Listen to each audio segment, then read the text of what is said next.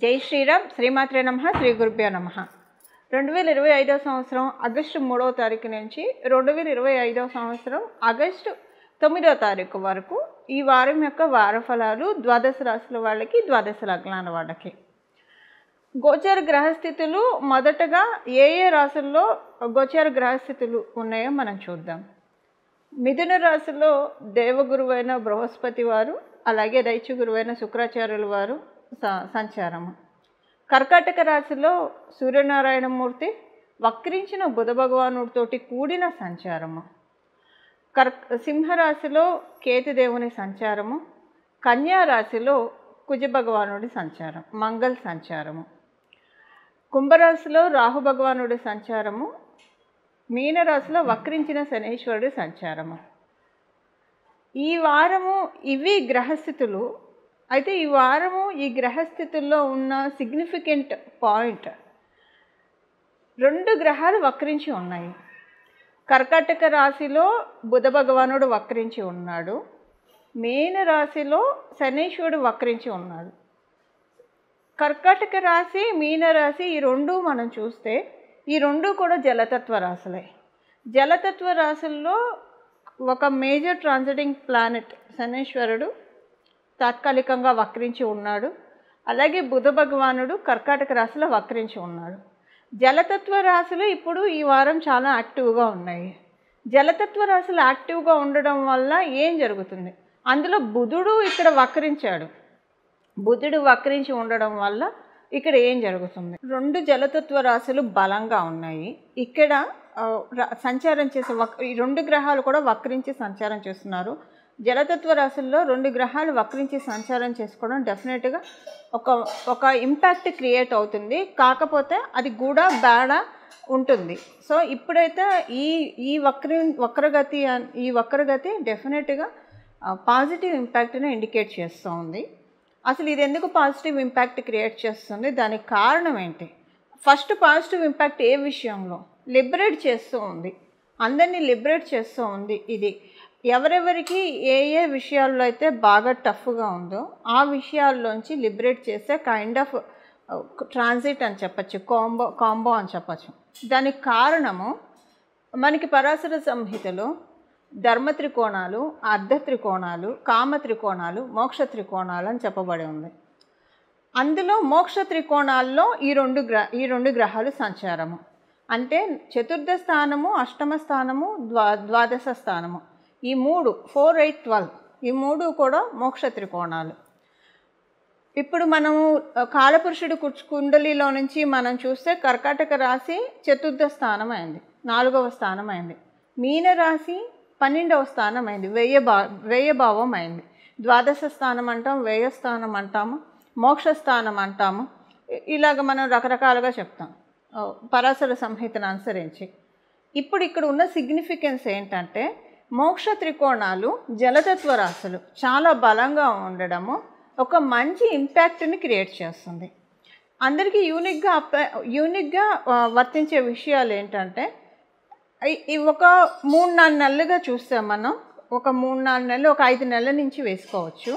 అందరికీ యూనిక్గా కొంచెం ఫైనాన్షియల్గా ఎంత చేయి తిరిగిన వాళ్ళైనా కావచ్చు. ఇప్పుడు ఎంత చెట్టుకు అంత గాలి అన్నట్టు ఎవరి పొజిషన్కి తగ్గట్టు వాళ్ళ బర్డెన్స్ వాళ్ళకు ఉంటే డెఫినెట్గా ఇది మనందరం అంగీకరించాల్సిన విషయము. ఇలాగా ఫైనాన్షియల్గా కొంచెం ఒక్కసారి ఫ్రీజ్ అయిపోయినట్లు, కొంచెం అలాగని ఫ్రీజ్ అయిపోయిందంటే ఏదో వెళ్ళి ఒకళ్ళ దగ్గర చేయి చాపాల్సిన పరిస్థితి అలా కూడా కాదు. ఎలా ఉంటుందంటే ఇది అవుతుందా కాదా, ఇది అవ్వకపోతే పోనీ వేరే చోట చేద్దామా అంటే లేదు ఇక్కడ కన్ఫామ్గా అవుతుంది ఈ పని, ఇలాగన్నా ఉంటుంది కొంతమందికి అసలు సడన్గా అన్ని దారులు మూసుకుపోయినట్లు అనిపిస్తాయి, సడన్గా అంతే, అది టెంపరీ. ఇంకొంతమందికి ఎలా ఉంటుందంటే ఉన్న డబ్బులు అనవసరంగా ఖర్చు చేసేసుకున్నాము. ఇప్పుడు ఈ టైంలో ఎప్పుడైనా అంటే బాగా మెచ్యూర్డ్గా ఉన్నవాళ్ళు లైఫ్లో అప్స్ అండ్ డౌన్స్ అనేది కామన్. సో సమస్యలు లేని జీవితం ఉండదు. సేవింగ్స్ చేసుకొని ఉంటే బాగుండేది. మీరెంత పాజిటివ్ యాటిట్యూడ్ ఉన్న వాళ్ళైనా సరే డెఫినెట్గా ఈ మాట అనుకుంటారు. అంటే టైట్ అని అనుకోకపోయినా ఇలా అనుకుంటారు. ఇది చూశారు. ఇప్పుడు ఫైనాన్షియల్గా అన్కండిషనల్గా ఉన్న సిచ్యువేషన్స్ ఎవరెవరికైతే ఉన్నాయో ద్వాదశ రాశుల వాళ్ళకి, ద్వాదశ లగ్నాల వాళ్ళకి కెరియర్ స్టెబిలిటీ లేకుండా ఎవరెవరైతే బాధపడుతున్నారో వాళ్ళందరినీ అన్ఫ్రీజ్ చేస్తున్నారు. దానికోసమే బచక్రంలో ఈ గ్రహస్థితి చోటు చేసుకుంది. జలతత్వ రాశుల్లో ప్రత్యేకించి మోక్ష త్రికోణాల్లో వక్రించి ఉన్నారు ఇద్దరు. ఇప్పుడు దీని ఇంపాక్ట్ ఒక్కొక్క రాశి వాళ్ళకి ఒక్కొక్క విధంగా ఉంటుంది. అది మనం చూద్దాము. అంటే వారఫలాల్లో భాగంగానే అన్ని మిగతా విషయాలు చర్చించుకుంటూ దీని ఇంపాక్ట్ ఎలా ఉంటుందో మనం చూద్దాము. ఈ వారము ఈ ఇంపాక్ట్ లిబరేట్ చేస్తుంది ఫైనాన్షియల్గా.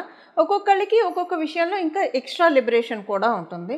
అసలు అది మీ జన్మజాతకంలో ఉన్నా లేకపోయినా గోచారం మనకు అందుకే ఉంది. గోచారంలో వచ్చే యోగాలు మనకి ఏమంటారు అన్ఫ్రీజ్ చేస్తాయి అన్నమాట. అంటే మన యోగాన్ని ఒడిసి పట్టుకుంటే జన్మజాతకంలో ఉన్నా లేకపోయినా వాటిని మనం తీసుకోవచ్చు. ఇప్పుడు అవేంటో మనం చూద్దాం. సింహరాశి సింహ లగ్నంలో పుట్టిన వాళ్ళ మీకు ఈ వారము మీ రాష్ట్రాధిపతి మీ రాశి నుంచి 1000 స్థానంలో సంచరిస్తూ ఉన్నాడు. మీకు ద్వితీయాధిపతి లాభాధిపతి అయిన బుధ భగవానుడితోటి కూడి వక్రించిన బుధ భగవానుడితోటి కూడి సంచరిస్తున్నాడు. నేను మొదట చెప్పాను ఈ వారం జలతత్వ రాశులు మోక్ష త్రికోణాలు బలంగా ఉన్నాయని. మీ రాశి నుంచి మోక్షస్థానం వచ్చేసేసి కర్కాటక రాశి అవుతుంది. మీకు 12వ స్థానం కర్కాటక రాశి అవుతుంది. అలాగే జలతత్వ రాశి కూడా అయింది. మీకు ఇదొక బెనిఫిట్ని క్రియేట్ చేస్తుంది. బెనిఫిట్ ఏ విధంగా అసలు ఎలా ఉండబోతుంది ఈ విషయాల్లోకి మనం వెళ్తే మీ ఇక్కడ 2 పాయింట్స్ ఉంటాయి. మీ జన్మజాతకము అనుకూలంగా ఉంటే అంటే మీకు ఒక విషయంలో మీరు జాగ్రత్తగా ఉండాలి. మీ జన్మజాతకము అనుకూలంగా లేదు అంటే కొంత హెల్త్ పరంగా డ్యామేజ్ అవుతుంది. అంటే డ్యామేజ్ అంటే కొంచెం చిన్న చిన్న డిస్టర్బెన్సెస్ వస్తాయి. అయితే మీకు ఎలా తెలుస్తుంది జన్మజాతకం బాగోలేదు అని అంటే ఇక్కడ మటుకు మీకు ఒక క్లియర్ కట్ ఇండికేషన్ ఉంది. మీకు గడిచిన 5-6 నెలల్లో ఏవైనా హెల్త్ ప్రాబ్లమ్స్ వచ్చి ఉంటాయి. అవి అంటే జ్వరమో ఏదో జలుబో ఇవైతే వచ్చి తగ్గిపోతుంటాయి. అలా కాకుండా ఏదైనా మేజర్ హెల్త్ కాంప్లికేషన్స్ వచ్చి ఉంటే అవి మళ్ళీ జాగ్రత్తగా చూసుకోవాలి మీరు. వాటికి ట్రీట్మెంట్ తీసుకుంటుంటే కొంచెం జాగ్రత్తగా ఉండండి. లేదు తగ్గిపోయింది అది హెల్త్ మేజర్ వచ్చిందే కానీ ఇప్పుడు బాగానే ఉన్నామని అనుకుంటే ఇప్పుడు ఇంకొంచెం జాగ్రత్తగా ఉండండి. దానికి పర్టికులర్ మీకు ఏదైతే వచ్చిందో దానికి సంబంధించిన జాగ్రత్తలు మీకు సూచనలు సలహాలు వైద్యులు ఇచ్చి ఉంటారు కాబట్టి వాటిని పాటించండి. తూచా తప్పకుండా కొంచెం జాగ్రత్తగా ఉండాలి. లేకపోతే మీకు కొంచెం ఇబ్బంది కలిగే ఛాన్స్ ఉంది. హెల్త్ వైజ్ కొంచెం జాగ్రత్తగా ఉండాలి. ఇది ఎవరికి జన్మజాతకం బాగోకపోతే అది ఎలా చూసుకోవాలో నేను చెప్పాను ఆల్రెడీ. మీకు హెల్త్ ప్రాబ్లం ట్రిగర్ అయ్యి ఉంటే ఈ 5-6 మంత్లో మేజర్ హెల్త్ ప్రాబ్లం, మైనర్ కాదు. మైనర్ హెల్త్ ప్రాబ్లమ్స్ అంటే జనరల్గా నార్మల్గా వచ్చేవి అంటే ఇక్కడ కౌంట్ కావు. మేజర్ ట్రిగర్ అయ్యి అంటే మీ జన్మజాతకం బాగోలేదు కాబట్టి ట్రిగర్ అయింది, ప్రస్తుతము ట్రిగర్ అయింది. సో మీరు ఇప్పుడు ఇంకొంచెం జాగ్రత్తగా ఉండాలని చెప్పి గోచారంలో సూచిస్తుంది. మీ జన్మజాతకం బాగుంటే ఇంకా మీరు డెఫినెట్గా ఆరోగ్యం పెరిగే ఉంటుంది. అంతకుముందు మీకున్న హెల్త్ ప్రాబ్లమ్స్ ఏ ఉంటే అవి సెట్ అయ్యి ఉంటాయి. అంటే లైక్ సపోజ్ ఉదాహరణకి మీకు ఏవైనా మోకాళ్ళ నొప్పులు కానీ కీళ్ళ నొప్పులు ఉంటే సెట్ అవ్వచ్చు. లేదా మీకు ఏమైనా ఆడవాళ్ళు అయితే పీరియడ్ ప్రాబ్లమ్స్ ఉంటే ఈ పర్టికులర్ టైంలో ఈ 5-6 నెలల్లోనే లేదా ఈ 2-3 నెలల్లోనే క్యూర్ అవ్వడం మీరు చూడొచ్చు. లేకపోతే మీకు గ్యాస్ట్రిక్ ట్రబుల్స్ ఇలా ఏమన్నా ఉంటే అవి ఈ 2-3 నెలల్లో మీరు క్యూర్ అవ్వడం, హాయిగా ఉందని అనుకోవడం ఇలాంటివి మీరు డెఫినెట్గా చూస్తారు. ఏదో ఒకటి మీరు చేయడం వల్ల, మీ జీవనశైలి మార్చుకోవడం వల్ల, మీకు తెలియకుండానే మార్చుకోవడం వల్ల కావచ్చు, రకరకాల కారణాల వల్ల హీల్ అవుతాయి. ఇలా హీల్ అయిందంటే తెలుసుకోవాల్సిన మీ జన్మజాతకం చాలా బాగా ఉంది. ఇప్పుడు గోచారంలో మీకు ఇంకా అదృష్ట యోగం పట్టబోతూ ఉంది. మంచి చేంజెస్, ట్రాన్స్ఫర్మేషన్స్ మీరు చూస్తారు ఫైనాన్షియల్ మోడ్లో అని ఇక్కడ అర్థం. ఉద్యోగస్తులందరికీ కూడా ఈ వారం చాలా బాగా ఉంది. అంటే మంచి ఫలితాలను మీరు చూస్తారు ఉద్యోగస్తులందరూ. డెఫినెట్గా ఉద్యోగస్తులందరికీ ఒక మంచి మీకు ఉద్యోగ స్థలంలో మీరు ఆశిస్తున్నది ఏదైతే మీరు ఆశిస్తున్నారో అది మీకు దక్కుతుంది. వ్యాపారస్తులకి ఈ వారం చాలా చక్కగా ఉంది. వ్యాపారస్తుల్లో కొంత ఒక విషయంలో మీరు జాగ్రత్తగా ఉండాలంటే ఒకవేళ మీ జన్మజాతకం బలంగా ఉంటే ప్రస్తుతము వ్యాపారస్తులకి ఇది చాలా మంచి పీరియడ్. అంటే మీ వ్యాపారం బాగా అభివృద్ధి దిశలోకి వెళ్తుంది. సపోజ్ మీ జన్మజాతకం అట్ ప్రెజెంట్ అనుకూలంగా లేకపోతే మీకు వ్యాపారంలో కావచ్చు లేదా విడిగా కావచ్చు ఫైనాన్షియల్గా కొంత ఇబ్బంది కలుగుతుంది. అంటే మీరు అంతకుముందు చేసిన ఫైనాన్షియల్ ట్రాన్సాక్షన్స్ ఏవైనా మీరు చేసేప్పుడు కొంచెం జాగ్రత్తగా చూసుకోండి. ఆన్లైన్వి అవి మీకు ఇది జరిగే అవకాశం ఉంది. లేదా అంతకుముందు చేసిన పేమెంట్స్ వాళ్ళు ఇస్తారో ఇవ్వరా, ఇలాంటి టెన్షన్ కొంత వచ్చే ఛాన్స్ ఉంది. సో అంటే ఏ రకంగా అయినా సరే మీ జన్మజాతకం ప్రస్తుతం ఒకవేళ బాగోకపోతే ఫైనాన్షియల్గా ఏదైనా మీకు స్ట్రెస్ పడే ఛాన్స్ ఉంది. సో అది మనం తప్పించుకోవడానికి పరిహారం మనం చూద్దాము ఏం చేయాలనేది. సో మేజర్ ఇంపాక్ట్ పడకుండా సేఫ్ గార్డ్ చేసుకోవడానికి. బట్ మీ జాతకం బాగోకపోయినా వ్యాపారం అయితే బాగా సాగుతుంది, ఇబ్బంది ఏమి ఉండదు. విద్యార్థులందరికీ కూడా చక్కటి శుభ సమయము బాగుంది. గృహిణులకి ఈ వారము చాలా మంచి సమయం, తేలికబడే సమయము, మనసు తేలికబడే సమయము, కుదుటబడే సమయం అని చెప్పచ్చు. సీనియర్ సిటిజన్స్కి కూడా చాలా చక్కగా ఉంది. ఇవి ఈ వారం యొక్క గోచర గ్రహస్థితుల ఫలితాలు సింహరాశి సింహలగ్నంలో పుట్టిన వాళ్ళకి. ఈ గోచర గ్రహస్థితులు మనకి ఎంత బ్యూటిఫుల్గా ప్రతి ఒక్కళ్ళ జీవితాల్లో ఒక్కొక్కసారి చాలా పాజిటివ్ ఇంపాక్ట్స్ చూపిస్తాయి, ఒక్కోసారి నెగిటివ్ ఇంపాక్ట్స్ చూపిస్తాయి. ఎందుకంటే కష్టం వెనక సుఖం, సుఖం వెనక దుఃఖం, ఇవన్నీ సర్వసాధారణం. చీకటి వెనక వెలుగు, ఇవన్నీ ఉంటాయి. ఇప్పుడు మనకి గోచారం ఎందుకుంటుందంటే జన్మగ్రహ స్థితులు బాగోకపోయినా గోచారంలో బాగా ఉంటే అంతవరకు ఆ పర్టికులర్ పీరియడ్ వరకు మనకి ఇబ్బంది లేకుండా ఉంటుంది.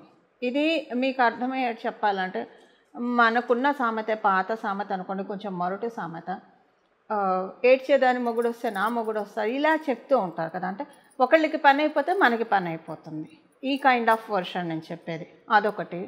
సెకండ్ థింగ్ ఏంటంటే ఒక కంపెనీలో ఒక 100 మంది ఎంప్లాయీస్ లేదా 1000 మంది ఎంప్లాయీస్ ఎంతోమంది ఉంటారనుకోండి.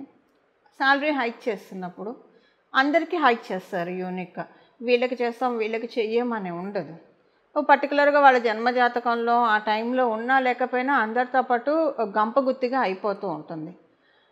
అయితే ఒకవేళ వాళ్ళ దాంట్లో లేకపోతే ఆ వచ్చేది వాళ్ళకి నిలబడదు, జాగ్రత్తగా ఒడిసి పట్టుకోవాలి. అందుకే జాతకం చూపించుకోవాలి జ్యోతిష పండితుల దగ్గర. అంటే చూపించుకుంటే ఏమవుతుందంటే ఒక్కొక్కసారి ప్రమోషన్ హైక్ వచ్చిన తర్వాత అది తీసుకునే యోగ్యత ఆ టైంలో జన్మజాతకంలో లేకపోతే నిలబెట్టుకోవడానికి చిన్న చిన్న రెమెడీస్ చేస్తే అవి నిలుస్తాయి. లేదంటే అది వచ్చిన 3 నెలలకి ఏదో ఒక పాలిటిక్స్ జరిగి వేరే కంపెనీకి మారాల్సి రావచ్చు, ఇలా రకరకాలుగా ఉంటాయి. ఎందుకంటే ఆ టైంలో అందుకునే యోగ్యత ఉండదు కాబట్టి. సో రావడం అయితే అందరికీ గంపగుత్తిగా వచ్చేస్తుంది. అలానే ఇప్పుడు గోచారంలో కూడా మనకి గ్రహదేవతలు అందరికీ గంపగుత్తిగా మనకి యోగాల్ని ఇస్తుంది, అవయోగాలను కూడా ఇస్తుంది, రెండింటినీ ఇస్తాయి. యోగాలు అయితే మనకి యాక్టివేట్ చేసుకోవడానికి ఒకవేళ మన జన్మజాతకంలో ఇప్పుడు అనుకూలంగా లేదనుకోండి, వీటిని యాక్టివేట్ చేసుకోవడం వల్ల వాటి వల్ల ఇంపాక్ట్ మనకంటే తర్వాత అది మనకి చేజారకుండా మన చేతుల్లోనే ఆ యోగాన్ని మనం పట్టుకోవచ్చు కొంత పర్టికులర్ పీరియడ్ ఆఫ్ టైం వరకు.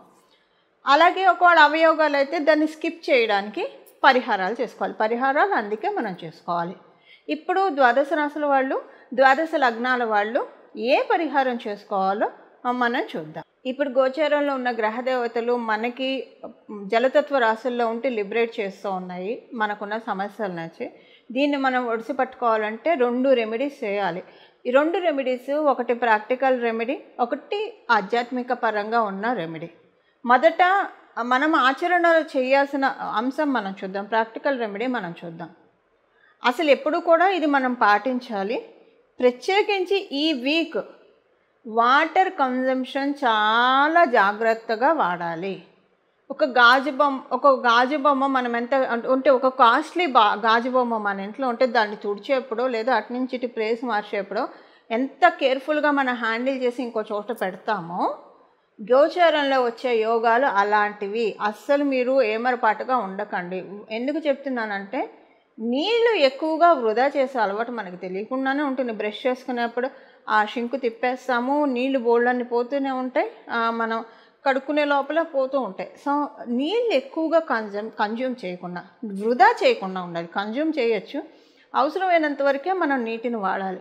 నీటిని వృధా చేస్తే ఇప్పుడు లేనిపోని కష్టాల్లో ఊబిలోకి పడే అవకాశం కూడా ఉంటుంది. ఇది ప్రాక్టికల్ రెమెడీ. ఇది మంచిది కూడా కదా. మనం వాటర్ని ఎక్కువగా మనకున్న న్యాచురల్ రిసోర్సెస్ని మనం కాపాడుకోవాలి. ప్రకృతి వనరుల్ని మనం కాపాడుకోవాలి. కాపాడుకోకపోయినా పర్లేదు కానీ పాడు చేసే హక్కు అయితే మనకి లేదు. ఇక్కడికి మనం వచ్చింది రెంట్ కోసం వచ్చాము భూమి మీద. భగవంతుడు ఇచ్చిన వాటంటే మనందరం ఒక గెస్ట్లం కదా. సో వీటన్నిటినీ మనం ఒక బాధ్యతాయుతంగానే మనం వాడుకోవాలి. వాటరు చాలా, మీరు జలాన్ని చాలా బాధ్యతాయుతంగా వాడుకోవాలి. ఈ వారము అసలు ఎప్పుడు కూడా ఇది ఈ వారం నుంచి మొదలుపెట్టి ఇంక ఇదే ఒకవేళ మరీ ఎక్కువగా వాడకపోయినా మనకు తెలియకుండా మనం జాగ్రత్తగా వాడుకునే వాళ్ళమని మనకు తెలియకుండానే కొంచెం వృధా చేస్తూ ఉంటాం. సో ఎక్కడ వృధా చేసుకుంటున్నామో అటెన్షన్ పే చేసి మ్యాక్సిమం వాటర్ వృధా కానియకుండా ఇక్కడి నుంచి ఇంక ఇది కంటిన్యూ చేస్తూ ఉంటే ప్రకృతికి మనకి మనం తోడ్పాటును అందించిన వాళ్ళం అవుతాము. సైడ్ బై సైడ్ మనకి బ్లెస్సింగ్స్ కూడా నేచర్ నుంచి వస్తాయి. ప్రకృతికి మనం ఎప్పుడైతే తోడ్పాటును అందిస్తామో డెఫినెట్గా నేచర్ కానీ దేవుళ్ళు కానీ మనం రవ్వంతో ఏం చేసినా సరే ఇది మళ్ళీ మన కోసమే, మన కోసం, మన ఫ్యూచర్ జనరేషన్స్ కోసమే. ఇదేం భగవంతుడి కోసం కాదు. అయినా మనం ఇలా చేస్తే భగవంతుడు కావచ్చు, నేచర్ కావచ్చు, మనం వాళ్ళకి ఏం చేస్తే దానికి 10 మనకి చేస్తారు. వీలుంటే ఇక్కడ ఇది ఒకటి చేయాలి. సెకండ్ రెమెడీ ఏంటంటే మీకు వీలుంటే కనుక చెట్లని నాటండి. ఎక్కడైనా సరే మొక్కల్ని నాటడానికి ప్రయత్నించండి. మీకు ఎక్కడ వీలు కుదిరితే అక్కడ మొక్కల్ని నాటడానికి ప్రయత్నించండి. ఉదాహరణకి మీకు మొక్కలు నాటడానికి అవకాశం కుదరకపోతే, అంటే మీకు ప్లేస్ చిక్కకపోతే ఇంట్లో అయినా ఒక మంచి కుండీలో తెచ్చి ఒక ప్లాంట్ని పెట్టుకోండి. లేదా అసలు మీకు అవకాశం లేకపోతే మొక్కలు నాటినా నాటకపోయినా ఇప్పుడు మనం తెలుసుకోబోయే ఈ నామాన్ని జపించండి. ఈ నామాన్ని జపించడము నీటిని సద్వినియోగం చేసుకోవడం, దుర్వినియోగం కాకుండా మన ఇంట్లో వాళ్ళు కావచ్చు, మనం కావచ్చు, దుర్వినియోగం చేసుకోకుండా, నిరుపయోగం చేసుకోకుండా జాగ్రత్తగా ఉండడము. అలాగే మొక్కల్ని నాటితే చాలా మంచిది. ఈ వీక్ మొక్కల్ని నాటి మనం ప్రకృతికి ఎంత తోడ్పాటును అందిస్తే అంత మనకి. అంటే మొక్కలు ఎందుకు నాటుతాము? ఆక్సిజన్ కోసం, ఊపిరి పీల్చుకోవడానికి. మన జీవితంలో ఊపిరాడని సిచ్యువేషన్స్ మనం చూస్తూ ఉంటాము, అందరూ చూస్తూనే ఉంటారు, ఎవరు దీనికి అతీతులు కాదు. అలాంటి సిచ్యువేషన్స్, అలాంటి పరిస్థితులు మనకి రాకుండా ఎప్పుడు మనం అమ్మయ్యాను ఊపిరి పీల్చుకునే విధంగా మన జీవితం కొనసాగాలి అంటే ప్రకృతికి మనం వీలైనంత వరకు తోడ్పాటును అందించాలి. ఇప్పుడు దీనికి రైట్ టైం, ఎప్పుడూ దానికి రైట్ టైం. మంచి పనికి ఎప్పుడు సర్వకాల సర్వావస్థలు మంచివే. ప్రత్యేకించి ఒక మంచి అమృత గడియలు అనేవి ఉంటాయి మనకి. ఇప్పుడు మొక్కలు నాటడానికి అమృత గడియలు అంటే నమ్మండి. చక్కగా నాటండి మొక్కలు. మంచి పని చేద్దాము, శ్రీకారం చూడదాము. మొక్కలు నాటిలా మీరు ఈ నామాన్ని జపించుకుంటే ఇంకా మంచిది. నాటిన వాళ్ళు ఖచ్చితంగా ఈ నామాన్ని జపించుకోవాలి. ఆ నామం ఏంటో మనం ఇప్పుడు చూద్దాం. గంగాధరాయ నమః, గంగాధరాయ నమః, గంగాధరాయ నమః. ఈ నామాన్ని మొత్తం జపిస్తూ ఉండండి. మీరు రాత్రి పడుకునేప్పుడు మర్చిపోకుండా దీంతో పాటు గంగానది, గంగానది, గంగానది అని చెప్పుకుంటూ పడుకోండి 3 సార్లు, ముమ్మార్లు. ఉదయాన్నే లేస్తూ మొదట గణపతిని తలుచుకోవాలి. గజాననాయ నమః, గజాననాయ నమః, గజాననాయ నమః. ఎందుకంటే మొదట పూజ్యత ఆయనకే కాబట్టి. తర్వాత ఉదయాన్నే లేస్తూ కూడా మీరు మంచం మీద కూర్చొని చెప్పుకోవచ్చు. గంగానది, గంగానది, గంగానది. ఇది మనకి శివపురాణంలో ఉన్న విషయము. ఎవరైతే రాత్రి పడుకునేప్పుడు శివనామస్మరణం మనం చేయాలి. ఉదయాన్నే లేస్తూ హరినామస్మరణం మనం చేయాలి. దాంతోపాటు గంగానదిని రాత్రి పడుకునేప్పుడు, ఉదయం లేచేప్పుడు ఎవరైతే స్మరిస్తారో వాళ్ళకున్న అన్ని పాతకాలు నశిస్తాయి. అంటే మన సిన్స్ అన్నీ కూడా కరిగిపోయి మనము మంచి డెవలప్మెంట్ మోడ్లోకి వెళ్తాము. అలాగే మన చేత ధర్మకార్యాలు, పుణ్యకార్యాలు, దేవకార్యాలు భగవంతుడు మనని నియమించి మన చేత చేయిస్తాడు అనడంలో ఏమాత్రం సందేహం లేదు. ఈ నామాన్ని రాత్రి పడుకునేప్పుడు గంగానది, గంగానది, గంగానది, ఉదయాన్నే లేస్తూ కూడా ఈ నామాన్ని జపించడం. అలాగే ప్రతిరోజు కూడా గంగాధరాయ నమః, గంగాధరాయ నమః, గంగాధరాయ నమః అనే నామాన్ని జపించి మనమందరం కూడా గంగాధరుడు శశిశేఖరుడైన పరమశివుడి యొక్క కృప వల్ల జలతత్వ రాశులు బలంగా ఉన్నాయి కాబట్టి ఎప్పుడు నిత్యం ఆయన నెత్తిన ఉన్నంత జలం ఎక్కడ ఉండదు. సో ఆకాశ గంగనే ఆయన జటాజూటంలో బంధించాడు. ఇక్కడ మనం జలతత్వ రాశులు అంటే ఆయన జటాజూటమని నా భావన. మనం ఇలాగ స్మరిస్తే కనుక చాలా చక్కటి ఫలితాలు వస్తాయి. ఇలా మనమందరం కూడా గోచారం ఇచ్చే యోగాల్ని ఒడిసి పట్టుకొని మన జీవితాన్ని ప్రశాంతంగా నిర్మలంగా సుసంపన్నం చేసుకోవాలని చెప్పి మనందరి తరఫున నేను కూడా భగవంతుని ప్రార్థిస్తూ మంగళం. నమో భగవతే వాసుదేవాయ.